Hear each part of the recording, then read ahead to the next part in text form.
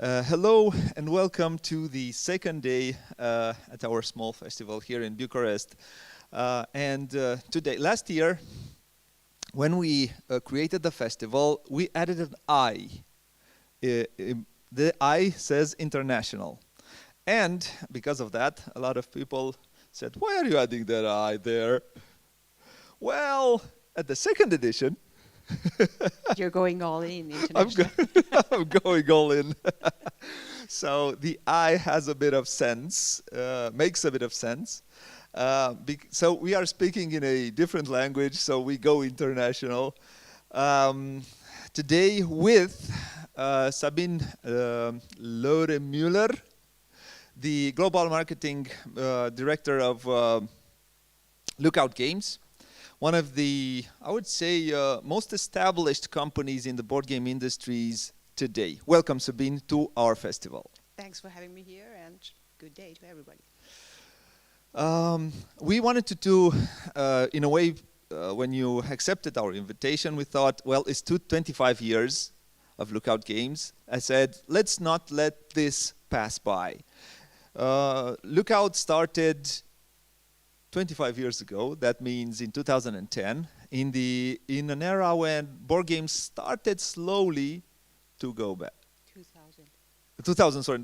Yeah, I always do that. 2000. I always do that. 2000, sorry. It's an easy calculation. I totally get that. In 2000, sorry. I always do that. I don't know why. In 2000, when the board games started to slowly creep back into people's lives.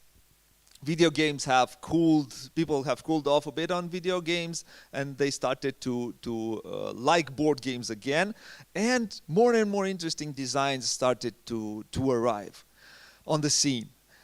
We had in 2007 the Agricola craze, and we started in the 90s. Can you speak to us a little bit about the beginning of Lookout Games? Sure thing. The beginning was totally easy. There were these two guys, Uwe Rosenberg and Hanno Gierke. You might know them, you might heard their name. And they met during their studies, and they started playing board games, and they started thinking about better board games. So they invented their very first own card game called Bonanza. And they sold it to Amigo. And Amigo was quite happy with it. But the gentleman had more ideas for Bonanza, talking about expansions, and triggered by what happened with Catan and all the expansions. They said, hey, well, we have a lot of ideas for Bonanza too. But Amigo said, oh, well, we're fine with Bonanza. We don't want to do anything else right now. Keep it. And the gentleman said, well, if you're not going to print it, are we allowed to? And Amigo said, oh, well, yes, if you want to. And that's how Uwe Rosenberg and Hanno Gierke founded Lookout Games, because to publish a game, you need a publishing house. Yeah. So that's how Lookout Game was funded in the first place. In the first place, yeah. Meanwhile, Uwe is out of the company, as far as I know. He's not involved in the day-to-day business. Yes, that's correct. And the company is under the Asmodee umbrella. Yes, that's correct too. But it's still one of its most prominent studios, and it still kind of leaves as its own entity in board gamers' eyes. You have started, so you have made during the years a lot of, I would say, great games, classic games. Agricola is one of them. What do you think is the bread and butter of Lookout Games? Well, if we're talking about Agricola, this is what made the hobby publishing house Lookout Games a full-time job for at least Hanno, and even Uwe Rosenberg figured this would be the spot where you could go in full-time being a board game designer and considering this actually a career, which he did, and we're very happy about it because he gifted us a lot of great games. The bread and butter maybe is this small, tiny Uwe called Patchwork. Because the backbone? I see to place the microphone a bit more towards the mouth. Yeah, it's the backbone. You might call it that, because we're in the 11th year with Patchwork, and it's still a steady seller worldwide. And we did a lot of local varieties called folklore editions, with a beautiful Polish edition or a South American edition, and they're doing quite well because it's an easy to go, easy to grasp game. It's a classic Uwe polyomino, and it's a worldwide hit. So we keep on printing and printing and selling, and it's fine. And there will probably be more folklore editions coming next to some specialists we made with Patchwork Valentine's or Halloween, or one fancy winter edition coming with a cookie cutter. So yes, it's a steady seller, and probably the butter on our bread, but the solid foundation is what we call the export games that started with Agricola. The Agricola, yeah. And in that, this is the why I like Lookout Games, why it's one of my favorite companies, because of this steady stream of good midweight towards heavy games that you put out during the years. But well, during the years the markets changed. What 20 years ago was heavy, today is uber heavy. What was considered light today is a Kennerspiel.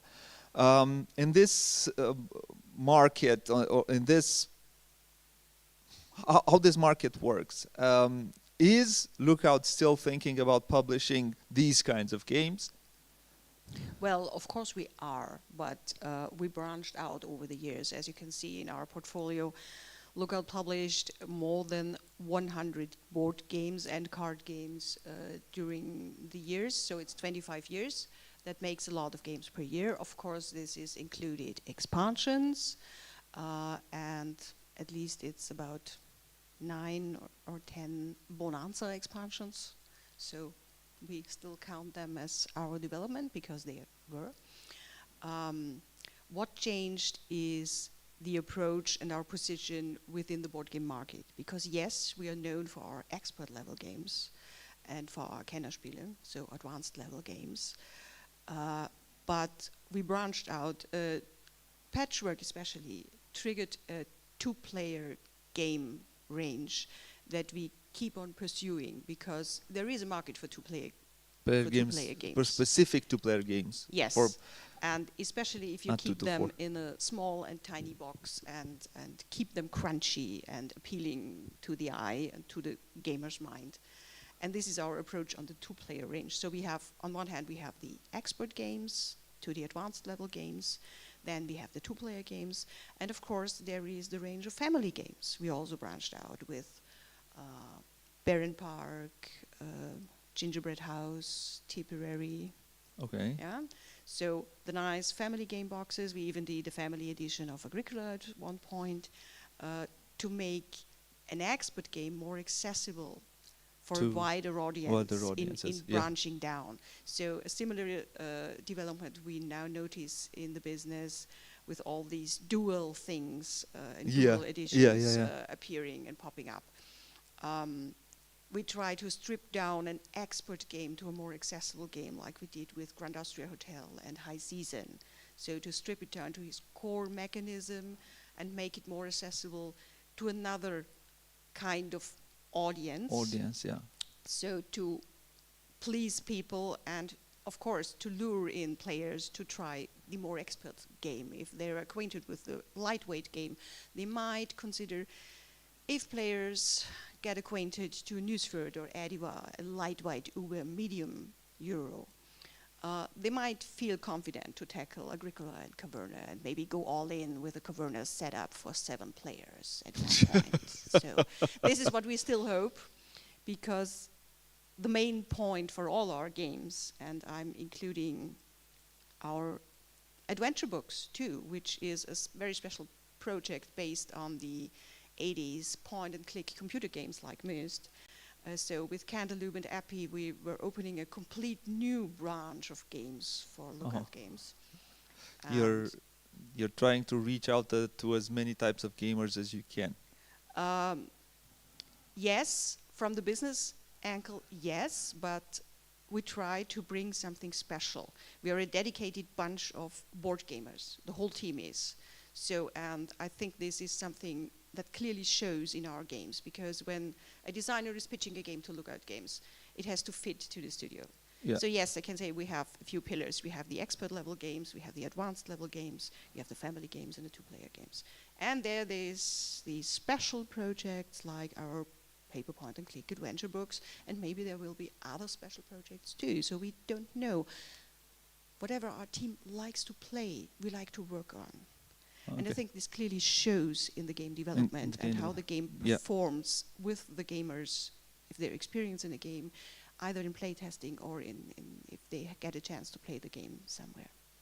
Yeah. So 25 years is a lot. Lot of game development, lots of hours and hours put into that. How many games have Lookout put out in 25 years? It's more than 100. I tried to count, but I got confused yesterday with all the expansions, so beg your pardon. I can't come up with actual numbers, but I did the calculation back then when we had Agricola 15th anniversary, and it was a little bit more than 100 back then, so this was a few years ago. We add 5 to 6 games per year, including expansions. So with a lot of reprints in between, we might be about 120, 25. So, yes. Okay. So all of these games, you have games like, which are, let's say, more successful, less successful, or some like, which are very successful but hard to bring back in print. How does a company which has its history, has its knows where to go to print, where to how to create a product that it's good, is viable from a financial standpoint and also from a player standpoint, how does it deal today with its challenges when it comes to materials and when it comes to printing a game that doesn't go up in costs? Thinking of Newsford, for example, practically bringing the big box at the price that is almost the price of the original base game. And the box is slightly smaller. And the box, this is constant optimizing. So we all noticed that during the pandemic, which hit us all, players, publishers, everybody, costs of material were rising. There was a shortage on material. So you had to face it, either to strip down or reduce your projects or minimize them. And to be in business that long, you constantly have to optimize your cost to income ratio, of course, because we only can develop games and invest time in developing new games when we have the funds. That's clear. Yeah, that's strict business. But the best game you can't bring to the market if it will be too expensive in the end. Yes, you might tell people are investing a lot on Kickstarter and GameFound and other platforms, which caters to a certain audience, but it's a gap of the whole audience. So we still think Lookout Games is out in the open with events all over Europe constantly. So we are directly with the players, we are on site, we get instant feedback on our games and how they feel, how they are doing, and what they can afford. That's why we developed the anniversary box for Agricola during the pandemic. And of course, 15 years of Agricola, everybody expected us to put all in the 15th anniversary box. And we made a big box, but we didn't put everything in. Why?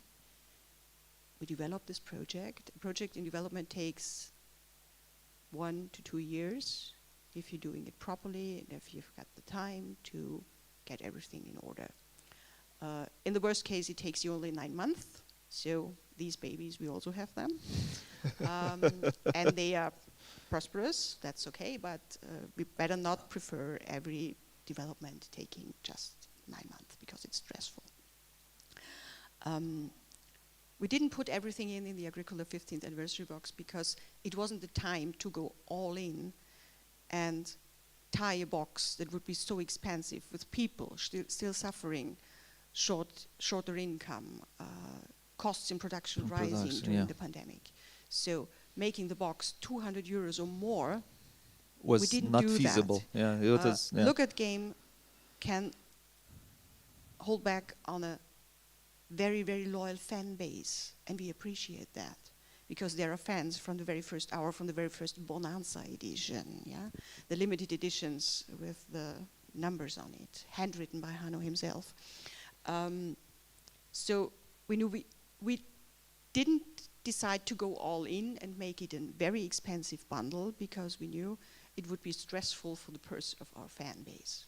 So what we did is make a reasonable bundle with so much inside and updates we could muster for, we thought, very reasonable price, and make it happen and offer for all the loyal fan base that all the players already having everything Agricola, the empty box as a collector box, so they can take part on the festivities without investing again in things they already have.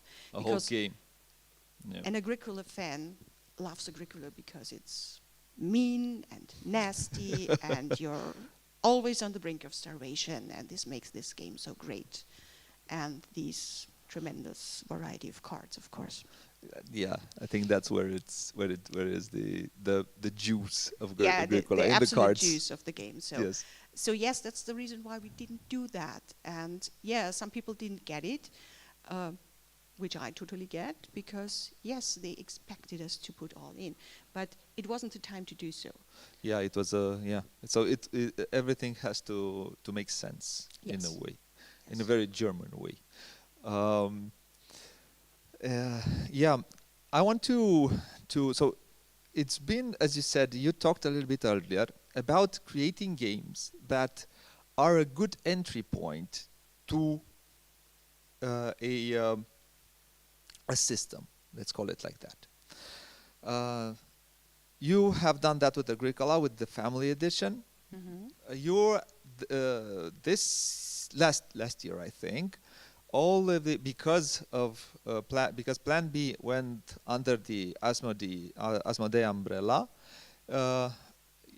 all their expert level games entered your catalog. Yes. So right now you are publishing Great Western Trail. We took all the cattle, all the villages, all the camels, and we're taking good care of them.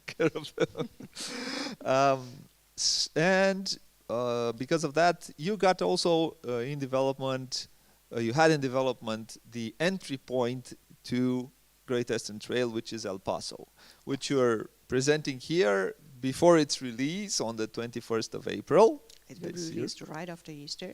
Yes. Right after Easter. After people have feasted, they should play. They should play. Yes, and have fun. So the game I'm talking about is El Paso. It's Great Western Trail El Paso, which we have over here. So this is the game. The newest one. Yeah. Did you develop it yourself, or it was developed and you just ended up publishing, or you had a lot of work put into it? To be honest, it is a game out of the branch of Alexander Pfister, and thanks to Johannes Krenner, his co-designer, our editorial team was able to pick out the essence of the Great Western Trail feeling and put it in a more approachable game to enter the whole Great Western Trail system. Because, let's face it, Great Western Trail is an excellent series, but it takes ages to put on the table, and it takes you much longer to play. And to set up. Not everybody is eager to do so every day. So, yes, let's face it, it's a great game. Board gamers recommend you to have at least one of the three games in your collection, because it's a staple game for if you're considered a dedicated board gamer. But if you ask them, yes, they love it, and they would put it on the table more often. But either they don't find the group, or the time is running out. So the basic idea we collected from Plan B, because we took over the whole IP from Plan B, was to make a gateway game to the whole series that's more approachable for a broader audience. To teach them that, if you're into this theme, start with El Paso, get the grip, and if you really like it, you're fit to do the next level and play with the big ones. Okay, add 2 more levels and play with the big ones. Oh yeah, 2 more levels. Well, it always depends on your board game group, on the people on your what table. you're usually playing. Yeah, but this is very, very easier to grasp, easier to play, faster to play. It has a lot of good things to it, and it's finally rolling out. The reviews are starting rolling out, and they're pretty much good. I haven't heard a bad review of it yet, and from some people which I care about their reviews, which are high-level players. We have managed to play it also, and it's a very good game. What is in the pipeline for Lookout for this season, let's say, in the next few years? You are going, for a few years I've seen you are publishing one lighter game, then one a bigger game, then one lighter game, one bigger game. This is the path you're taking moving forward? This is the pattern we usually keep, because developing a game takes more or less the same time, despite being an easier or a heavier game, but it's down to a lot of play testing. And the heavier games, of course, need more time investment for play testing. So development, in fact, takes way longer, because you want everything to fit perfectly and everything to run smooth and, be perfect before we publish it. On the second hand, we are part of Asmodee Group. We are studio within the Asmodee Group, so we get support from all the Asmodee services, which is of course also publishing services. So our print runs are integrated in their publishing service schedule.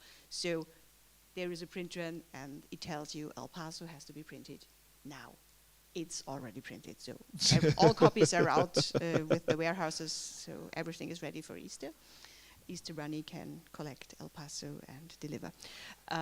But this makes the overall more strict, because without publishing services, it was like, we have scheduled this and this and this game, and then we got a new pitch, and it was a great game idea, and we thought of, Forest Shuffle, this is really great, we have to pull this off. We have to get this ready for Spiel this October. Yeah, but it's quite tight, and we have to postpone other projects. But we have to do this on top. Okay, and so we did. I don't say it's the best way to do so, but this is how the business works. You get a proper pitch, and you think, wow, this is it, and you have to bring it out in the open. You have to develop it and invest. And sleepless hours. Work more hours. The team is not getting bigger by the hour, as sometimes the workload is, which is everybody experiences from time to time, I suppose. And our team grew over the years. So when I started back 4 years ago, we've been 7 people. Now we are 16. In development? Just in development? Overall, in the whole team. In the whole team, okay. And yes, we have a very fine editorial team, which does the main development. But now we have an art director. We have 2 full-time designers for the illustrations. We have a graphic department. We have a marketing department. And you do? Yes, I noticed.